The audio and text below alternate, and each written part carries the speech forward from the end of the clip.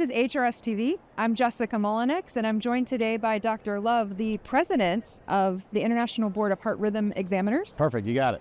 It's a lot of words, but I would just like to kind of say we're celebrating at HRS. It's the 40th anniversary of the organization, and I was hoping you could give us kind of newer folks a quick overview of how we've gotten to where we are. So we started off by one of the founders of NASP, which Dr. Seymour Furman and some others that saw this need to be able to show that certain people have a basic fund of knowledge with regards to device therapy. So it started off as a device exam, and then morphed from pacing to an ICD exam as well, with defibrillation questions.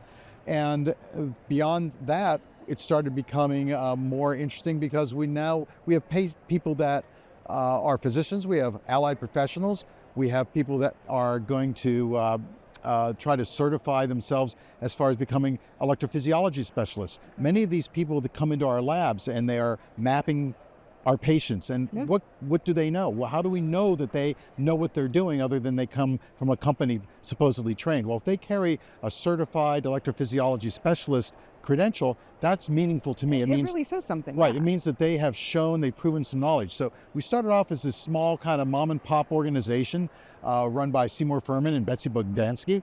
And we've now morphed into a 503c corporation. We're an arm's length corporation from HRS.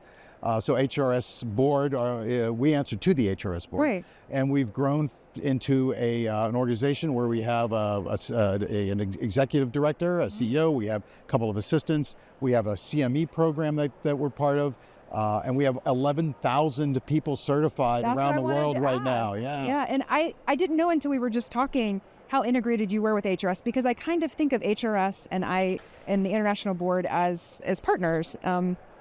It's also a step we know toward fellows, if those seeking fellowship in the organization. And so could you talk a little bit about how you set those standards? And I believe you seek out volunteers, subject matter experts in your development programs? Right. So we have a board of directors, and then we have a group of subject matter experts for each individual examination. So we have the certified cardiac device specialist, which we examine both physicians and allied professionals with a single exam now. Because really that fund of knowledge is common in that group of people. We then have our certified electrophysiology specialist credential, and we have several different SME groups with that. We have an adult group, we have a pediatric group, which works with the adult group because those two exams share 2/3 of the content. Okay. And then we have the allied professional exam, which is a separate group of SMEs. And then finally, our newest credential is the certified remote device monitoring specialist. And I was going to ask you about that. Yeah, because it's a whole new area. We are farming out these remote monitoring reports to these other agencies and groups and people, and we have to have some way of knowing, do they have some idea what they're really doing other than somebody hired them and gave them a crash course. So this gives us a credential. Now, you asked a very good question. How do we go about measuring competency? Because this is a competency exam. It's not curved. It's not like 70% is passing. We set a competency level. It is possible for everybody who takes the exam to pass it or fail it, depending upon whether they meet that bar or not. And there's a very complex psychometric way of measuring what the pass-fail bar is going to be with each exam. Well, I mean, I appreciate that because I do think it helps us professionally know where people kind of stand. But kind of speaking about the organization, we talked about remote monitoring, that's constantly evolving and changing. How do you see your organization growing, or what do you see as future things we need to be thinking about? So again, I think like you just said, remote monitoring has become this ballooning kind of thing. It's overwhelming our clinics, and many people are subcontracting that out. So this gives us an opportunity to make sure people who are doing that work for us have some level of competency. We are recognized in Australia for our allied professionals, which is a great thing.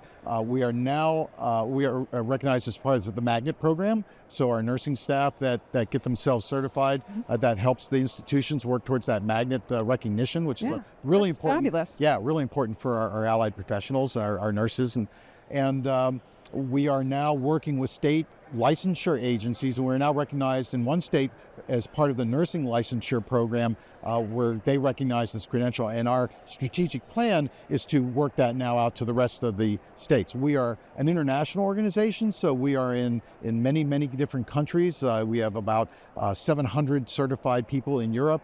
We've got them Australia and in China, Japan, many places. Yeah. So to those listening who may not be super familiar, where should we send them to look? You've obviously got information online.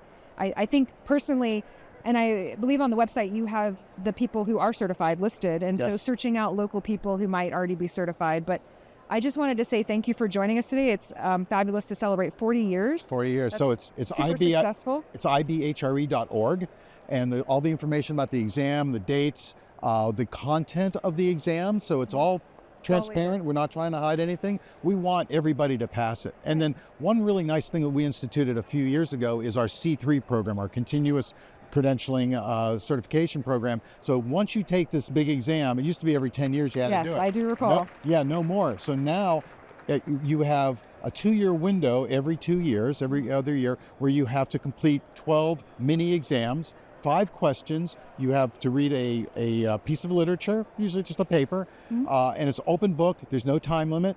And you go through and you do these 12 modules and you maintain your certification as long as you continue to do that. I've participated and I've actually found those articles, they're current, they're relevant to our practice. And so I think it's a great way to continue that competency, right? To continue being a professional in the field of EP. So thank you for joining us today at HR TV. I'm signing off with Dr. Love.